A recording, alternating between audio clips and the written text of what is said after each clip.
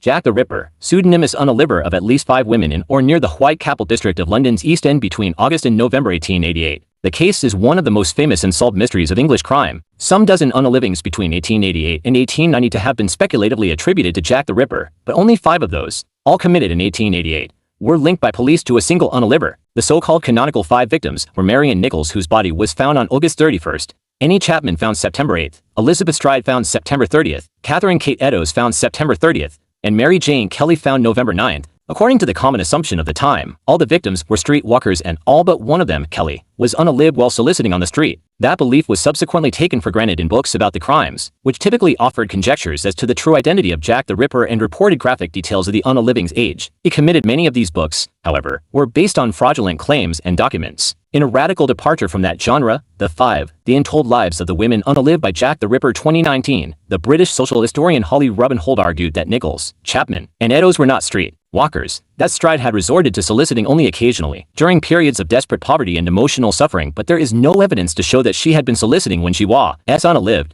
and that the only verifiable street walker among the 5 was Kelly. In Rubenhold's view, the notion that Jack the Ripper was an unaliver of street walkers was a consequence of the misogynistic and class-based prejudices characteristic of the Victorian era. In each instance, the victim's throat was cut, and the body was usually marked in a manner indicating that the unaliver had at least some knowledge of human anatomy. On one occasion, half of a human kidney, which may have been extracted from an unaliving victim, was mailed to the police. The authorities also received a series of taunting notes from a person calling himself Jack the Ripper and purporting to be the unaliver. Strenuous and sometimes curious efforts were made to identify and trap the unaliver, all to no avail. A great public uproar over the failure to arrest the unaliver was raised against the Home Secretary and the London Police Commissioner, who resigned soon afterward. The case has retained its hold on the popular imagination, in part because known instances of serial unaliving were much rarer at the time than they are today. The most commonly cited suspects are Montague Druitt, a barrister and teacher with an interest in surgery who was said to be insane and who disappeared after the final unalivings and was later found alive. Michael Ostrog, a Russian criminal and physician who had been placed in an asylum because of his unaliving tendencies, and Aaron Kosminski,